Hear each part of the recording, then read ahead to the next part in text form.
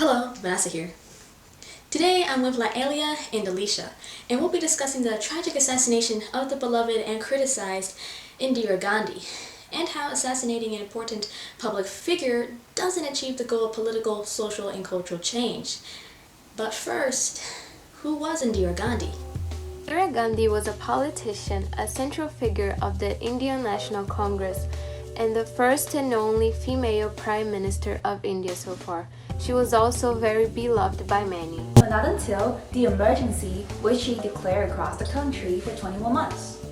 All because she was convicted for a minor election infraction. Then she had the authority to rule by decree, allowing the election to be suspended and civil liberties to be curbed. Her political opponents weren't present, and the freedom of the press was censored. This angered many of her people. Yes, anyhow, this plays into a role of a decline in popularity and an immense hatred towards the Congress and Indira. In 1977, Indira Gandhi and her party were swept from office after another election. Yet, just a few years later, Indira once again came back to power. In 1978, Sikh leaders started gathering up in the holy city of Amritsar under the leadership of Jarnail, who claimed that Sikhs were slaves and that they didn't have enough representation in India. Because of the agitation of Jarnail, he wished to bring the problems of the Sikh community to their center's notice, of which he got lots of support from his community. But after the multiple negotiations in 1982, no solution was reached, and the center of Hindus dominated oppressive power to Sikh a minority, and that angered Jarnail.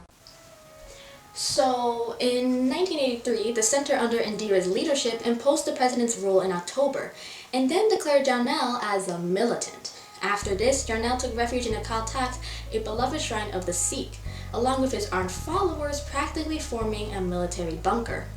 So this is where Operation Blue Star comes in, which was carried out by Indira between the 1st and the 8th of June 1984, and had the purpose to capture Jarnail and his followers, and to get back the Golden Temple. The attack was on the 5th.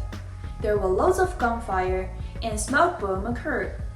By the morning, Jarnail and his follower found dead in Shrin's basement, and there were also many innocent Sikh civilians' lives taken. Of course, after this attack, there was an expected revenge that would go upon Indira.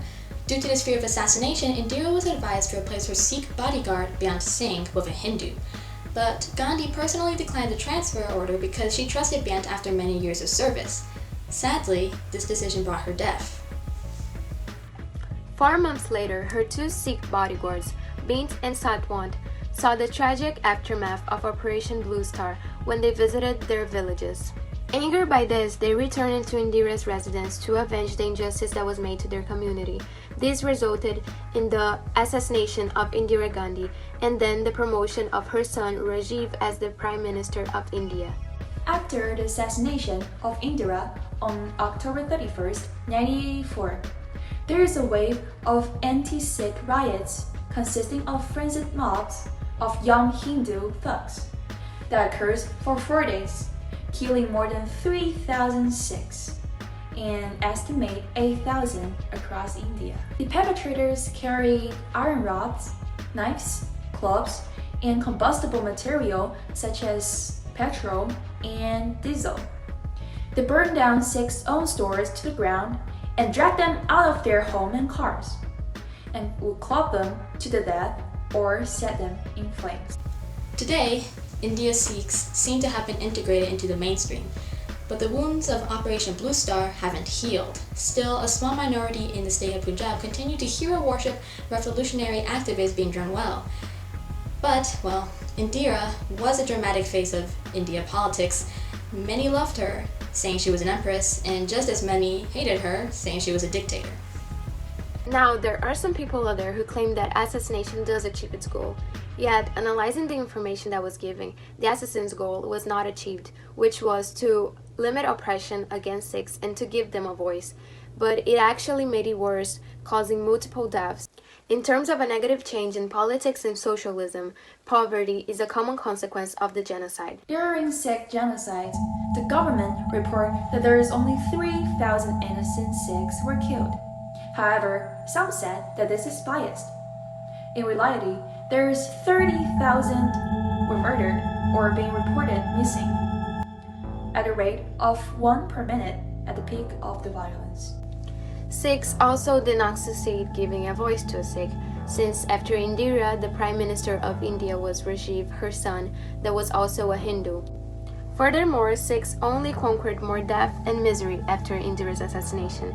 Many found themselves homeless and without a family, as we can see in this article written by a witness of the 1984 genocide.